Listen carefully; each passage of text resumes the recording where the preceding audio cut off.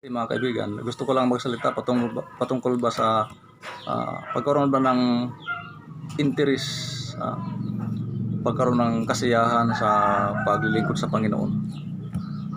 Ah, kung nais mong maging masaya ka sa paglilingkod sa Panginoon, ay tapusin mo itong video nito.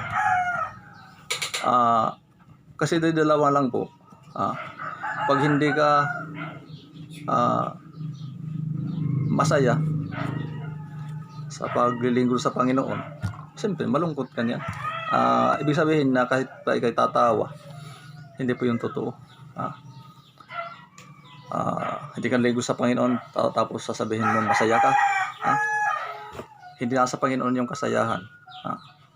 Kasi magkaiba yung kasiyahan sa Panginoon at kasiyahan sa sanglibutan. Ang masaya sa Panginoon ay masaya siyang nagbabasa ng kanyang Biblia, nasa puso niya yung kanyang binabasa, kanyang ina-apply, at siya ay naglilingkod. Siya ay involved sa gawain ng church. Kasi yun ang design ng ating Panginoon, ang bawat tao na makukonvert, makakabig sa Kanya, bawat tao na maliligtas ay maging member ng church. At dyan sa church, siya maglilingkod. Kung mayroon siyang mga talents or abilities, dyan ipapagamit, dyan sa church. Yun ang perpektong kalooban ng ating Panginoon. At magiging bahagi siya, magiging katuwang siya sa gawain ng Panginoon. Now, paano ka nga ba sasaya? Simple lang po. Ibigin mo ang Panginoon at ibigin mo ang kanyang salita. Ulitin ko po, upang ikaw maging masaya o dyan sa Panginoon yung kasiyahan, ibigin mo ang Diyos, ibigin mo yung kanyang salita, una sa lahat, at maging tapat ka sa paglilingkod. Magbasa ka ng salita ng Diyos, mag-pray ka, magpapasalamat, magpupuri sa Panginoon, sasamba, magsishare ng gospel. Kung mayroong mga dapat disciple, i-disciple mo, mga kaibigan. At hahayaan mo yung pagkilos ng Banal na Espiritu sa buhay mo. Ulitin ko, hahayaan mo yung pagkilos ng Banal na Espiritu sa buhay mo. Dahil po ang Diyos po, hindi po siya namimilit ng kahit sino. Hindi po siya namimilit sa tao na maglingkod sa Kanya. Hinahayaan niya po ang tao na kusa siyang sumunod, kusa siyang magpasakop sa Kanyang kalooban. Itong Kristiyanong ito ay hindi niya kailangan laging sasabihan na, brother, sister, magsamba ka, brother, sister, magbasa ka ng Bible. Ang gusto ng ating Panginoon po ay kusa kang susunod. Kung alam mo na, nagawa ito ng Kristiyano, magbasa ng Bible at istudihan ito, sasamba ka, at magiging tapat ka sa Panginoon sa lahat na aspeto ng buhay mo. Diyan ka sasaya. Ulitin ko po, ibigin mo ang Diyos, ibigin mo ang kanyang salita. Ang lahat na may ibig sa Panginoon po, ng taos puso, hindi po yan mawawala ng kasiyahan. Sabi ng Apostle Paul, rejoice in the Lord. And again, I say rejoice. Marami pang mga sasabi sa Biblia. Masaya po ang nasa Panginoon. Pag hindi ka masaya sa Panginoon, ibig sabihin mayroon kang problema. Mayroon kang kinikimkim na kasalanan. Yun ang totoo, mga kaibigan. Pag hindi ka masaya sa Panginoon, alam kong nasisiyahan ka sa sanglibutan. Nasisiyahan ka sa world system. Kasi dalawa lang po ang kasiyahan, sa Panginoon o sa sanglibutan. Makadiyos, kasi makadiyos ang kasiyahan. at mayroong isang kasiyahan, makadiablo kasiyahan. Alam ko, ang mga adik sa sugal ay masaya sila, lalo na kung nanalo. Pero hindi po yan makadiyos. Alam kong mga mandaraya, nasisiyahan sila pag sila nakakalinlang. Yung mga budol-budol, yung mga swindlers. Masaya sila pag sila ay nakakakulimbat. Pero makadiablo po yan. Lahat na hindi marangal na trabaho. So, sa Panginoon po, kabaliktaran. Pag ang isang Kristiyano po ay nagkasala, sa totoo lang po, mayroon niyang kalungkutan sa loob. Pag nagkasala ka, kahit sekreto lang. Kasi, sinaktan mo, inisulto mo ang banal na espiritu nasa katawan mo. Ulitin ko po mga kaibigan, kailangan masaya ka sa paglingkod sa Panginoon at hindi ka sasaya sa paglingkod sa Panginoon pag hindi mo siya totoong iniibig. Pag hindi mo totoong iniibig ang salita ng Diyos. Siyempre, pag hindi mo iniibig ng totoo ang ating Panginoon, hindi mo rin totoong ibigin itong salita ng Diyos. At hindi mo totoong ibigin yung gawain ng ating Panginoon. Kahit pa ay pilitin mong sarili mo na gusto mong ipakita sa tao na nagsasamba, hindi ka masaya. Dahil naging hipokrito ka. Ayusin mo yung puso mo sa Panginoon. Opo. At diyan ka sasaya. Paano pag-ayos mo sa puso sa Panginoon, yung puso sa Panginoon? Pagsisihan mo kasalanan, magpakumbaba ka. Mayroon pong kasiyahan pag ang tao nagpapakumbaba. Opo. Ulitin ko po, ang pagpakumbaba ay mayroong kasiyahan. Yan po ay ugaling makadiyos. Ang totoong pagpapakumbaba. Hindi lang pakitang tao na pagpakumbaba. Yung pagpapakumbaba ng mga wala sa Panginoon ay hipokrito lang yun. Ay pakitang tao lang po yun. Yung totoong pagpapakumbaba. Makadiyos ang pagpapakumbaba. Wala yan sinusumbatan na iba.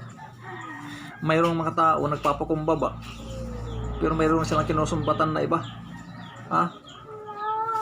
Hindi pa rin yung tama.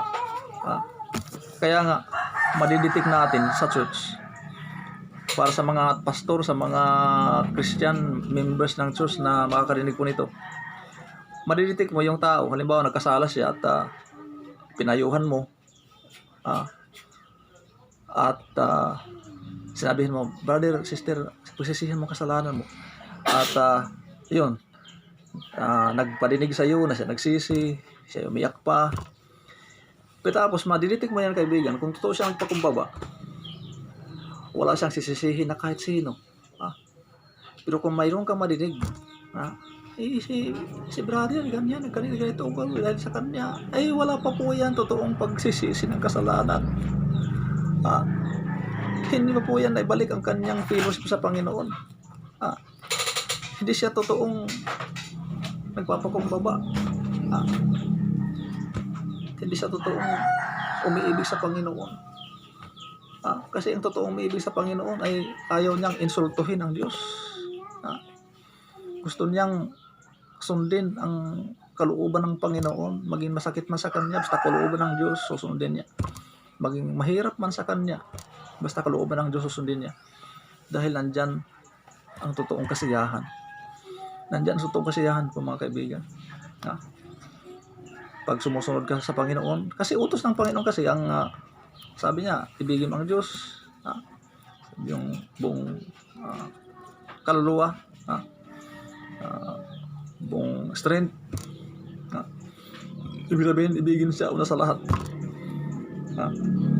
Ibigin siya una sa lahat. Yes, tama naman, ibigin natin ang ating asawa, ang mga anak, ang kapatao, kapwa church members. Pero mas mataas talaga, mas mataas dapat yung pag-ibig natin sa Panginoon at pag-ibig natin sa Kanyang salita. Diyan po ang tao sasaya. Diyan po ang Kristiyano sasaya. Pag siya umiibig ng totoo sa Panginoon, umibig siya ng totoo sa Panginoong Diyos at siya naglilingkod ng totoo, kahit po mag-experience siya ng kahirapan, siya ay masaya pa rin. Ay Apostle Paul nga ay maraming kahirapan ang kanyang experience, pero masaya siya. Dahil natuto siyang umibig sa ating Panginoon. So, yun po ang sekreto ng pagiging masaya. Ibigin mo ang Diyos at ang kanyang salita. Kasi pag umibig ka sa Panginoon, maglilingkod ka sa Kanya. At kung umibig ka sa Panginoon, kahit pa ikaw ay mahirapan, anong kahirapan dyan, maraming problem, masaya ka pa rin dyan sa Panginoon. Yes, magkaroon ka ng problema sa kapwa-tao mo, mayroong mga tao maaway sa iyo, magkaroon ka ng mga nasirang gamit, mga ninakaw na gamit, ibang kuan lang yun, sa mga lumilipas lang yun. Maaari kay malungkot, pandalian, pero kung ibig ka sa Panginoon, dyan pa rin sa Panginoon yung kasiyahan. Dahil ang Diyos ay hindi nawawala. Ang Diyos ay hindi siya tumatakwil sa atin. At ang kanyang pag-ibig, sabi ng banal na kasulatan sa Romans 8:39, ang kanyang pag-ibig ay hindi mahiwalay sa atin. Isipin mo, yung pinakamataas sa lahat, yung sovereign creator, iniibig ka, minamahal ka, minamahal tayo. Di ba yan sapat na tayo ay sasaya? Kahit mayroong kahirapan, walang pera.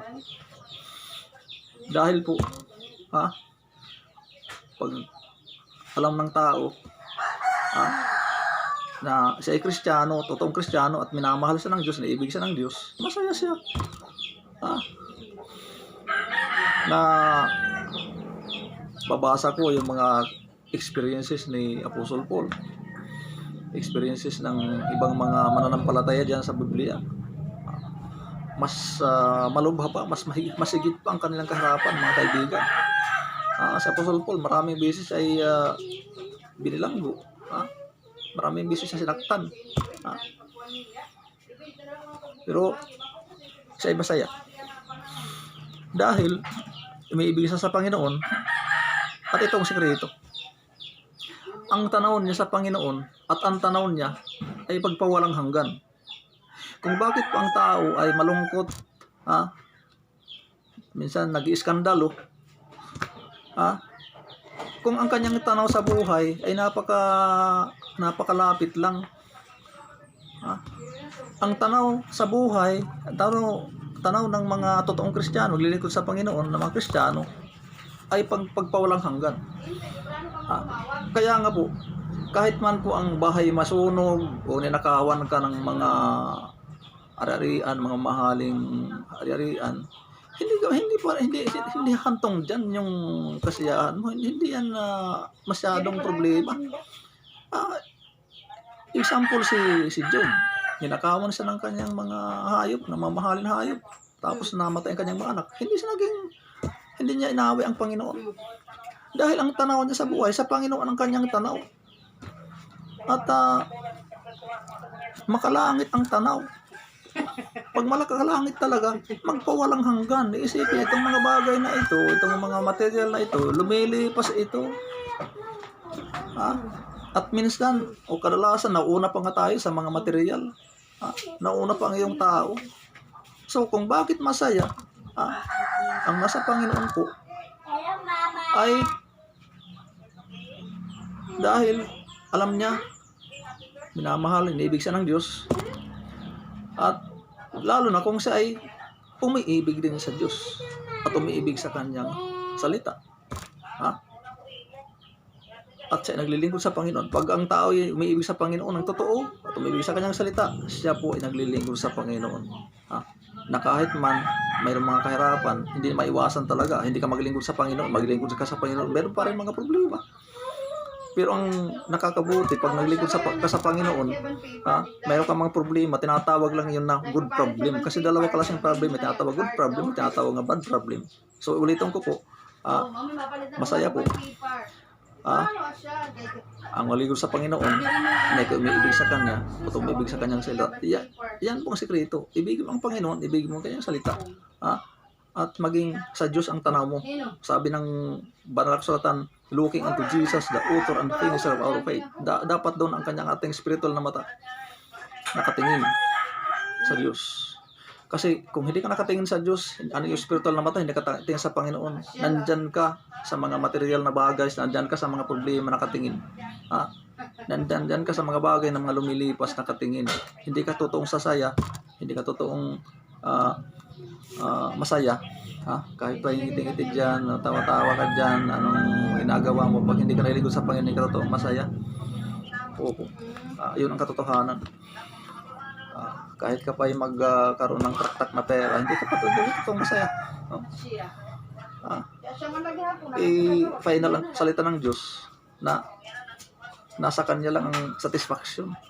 Ang totoong kasiyahan nasa Panginoon lang po. Kaya nga po kung bakit ko iniwasan itong mga barkada, dahil mga hipokrito lang yan.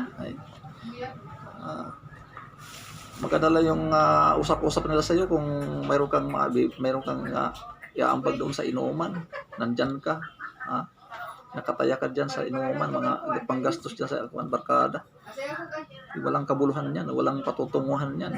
Para sa mga parents, sa mga barkadista, walang patutunguhan yan, walang marating yan. Hindi niya totoong kasiyahan. Nasa Panginoon ang totoong kasiyahan, ang pag-ibig sa Panginoon, pag-ibig sa Kanyang salita. Pero hindi ka naman makakaibig sa Panginoon, hindi ka pa convert. Kaya nga, dapat mo tanggapin si Kristo Jesus bilang iyong sariling tagapagligtas. Manampalataya ka ng totoo, na kasabay ang pagsisisi ng kasalanan. Sabihin mo, Panginoon Jesus, patawarin mo ako sa aking mga kasalanan, tinatanggap kita bilang aking Diyos at sariling tagapagligtas. Itong aking dalangin sa pangalan ni Jesus. Yun lang. Diyan ka tutong sasaya. At diyan ka mababago. Dito lang po. Maraming salamat. God bless.